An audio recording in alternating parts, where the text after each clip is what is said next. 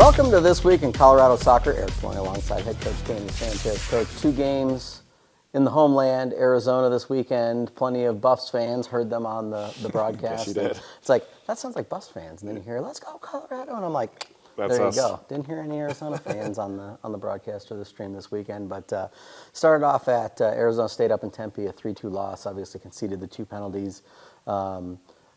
Gabby Chapa, senior, Yes. got a very nice goal. Yes. And then Shira James with a goal as well. Talk a little bit about that match. Yeah, I mean, obviously a little bit of a disappointing result, but pleased with how we played. And trust me, for your loyal viewers, I don't always say that.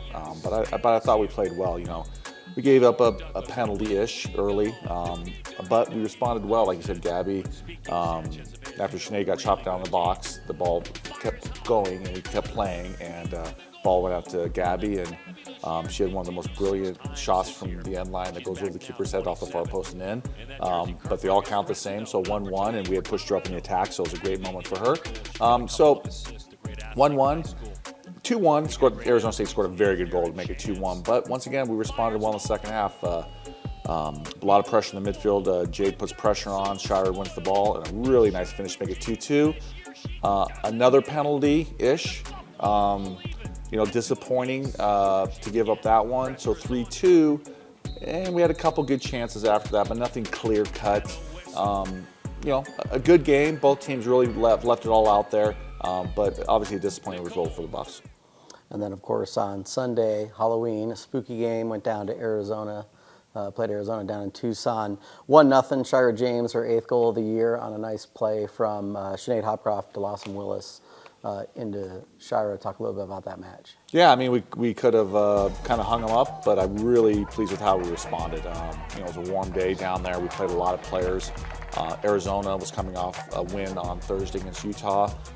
They had a good weekend, lost to Cal the weekend before in overtime. So they've been kind of hitting their stride with the new coaching staff. It was a dangerous match for us after the letdown from Thursday, but I thought we played really well. A well-deserved win in a shutout, like we talked about with some of the backs. It's been a minute, as they said. So we played well defensively. I thought Danny was solid in goal. Hannah Schartz, Haley Stodden, Jaden Newkirk, and Lost in the back, and then Haley Adams and Alyssa Duke when they came in. All 6 backs were rock solid for us. And like you said, the goal was a very good goal. Phoenix Miranda wins the ball in midfield, plays to Gabby, a little reverse pass into Shira. Shira bangs it out to Sinead. Sinead draws the defender, plays in Lost, and it's warm, and she's making that overlapping run, and then a great run from Shira in the box. So a well-deserved win for the Buffs to keep our season going. Well, we did catch up with Lawson Willis after the match. I think we had them on their back heel for most of the whole first half, and then we needed to get a goal to close it out in the second half. And I've been working on that with Jason a lot, so it was just a hard run, and then Shira's making the run, and I just drove it across so we could get that first goal.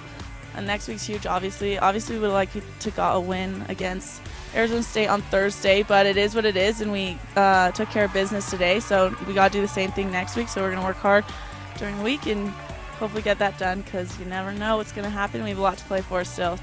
All right, Coach, some alumni news. We all remember Nikki Marshall from her time here at CU, now Nikki Malone, being inducted into the Colorado Athletics Hall of Fame this weekend.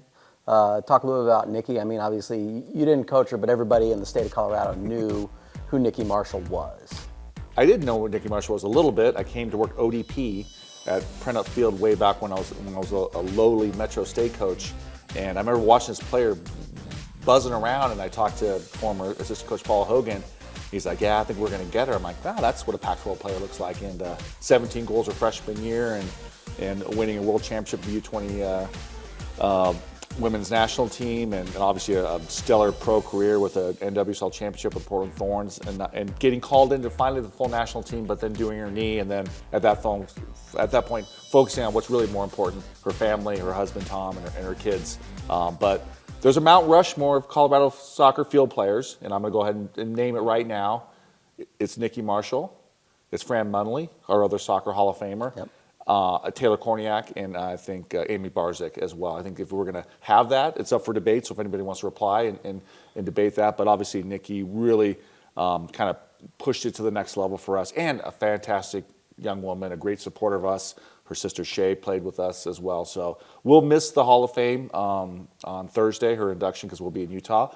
However, we've heard from her and her family and Mike, so we may be joining them for the football game and the suites and so forth on Saturday. But a great player, a great ambassador for Colorado soccer, and couldn't be more happy for her.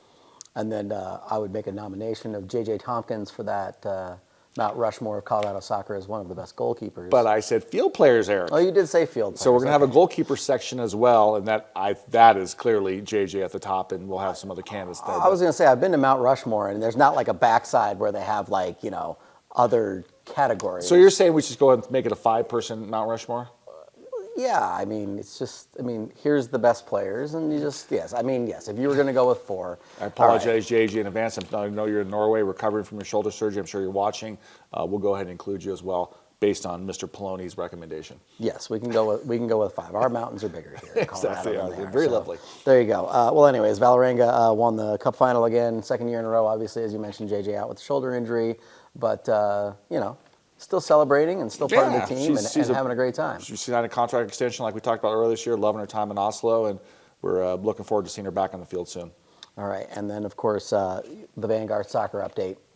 Go ahead. GSAC champs, regular season champs. Congratulations to Drew, but Coach Randy Dodge and the rest of the squad. We catch all their games on their live stream and a couple in person this year, but a fantastic team, very talented. They'll host the tournament. They should get an at-large bid at the NAIA National Tournament either way, but they host the tournament starting next week at their place on the 11th and the 13th. So we wish them the best of luck as they hopefully win the conference tournament title as well. Only one conference loss this year. They did yeah, good. well, in a game maybe they could have got a result. And that's a team they may see again next Thursday. So hopefully they can bounce back from that. The revenge tour. Yes. We can say that on our show. They probably can't say that. Probably on not. theirs. No. This week in Vanguard Soccer. Vanguard Lions Soccer. Yes. I haven't caught that show yet.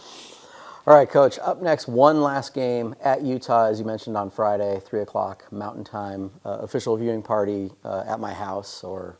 Has anybody actually showed up for the viewing party that doesn't have the last name Well, Sanchez? that's because I was going to say that's because everybody lives in Arizona. Yes. They were all at the games this weekend. And I do want to go back to that real quick and thank everyone that came out. Obviously, my family, a lot of Jason's friends and family.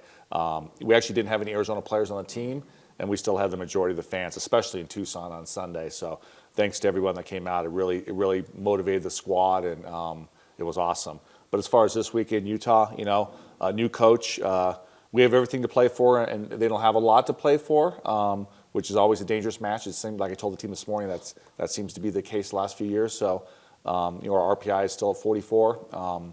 So we still can control what we can control as far as the NCAA tournament. So, but that starts with getting a win on Friday, and that's all of our focus and all of our attention. I really like this team. I like where we're at. I like the leadership of the team, and I like how we played this weekend. Even though we got a split, I thought we played really well. So. It's another tough place to go to, but we're excited to get there and battle the Utes. Well, hopefully it won't be as rainy as it was the last time you played the Utes. That was last spring. That was an anomaly. We'll never play like that. You don't usually get the spring rains in the fall, so not you'll as be much okay. so. No, the weather looks high 50s and sunny, so we'll take that for sure. All right. Well, good luck in that match. Obviously, we'll catch you next week when we start talking about the NCAA selection show. But as always, you can follow us all season long, cubuffs.com/soccer, and we'll see you next week.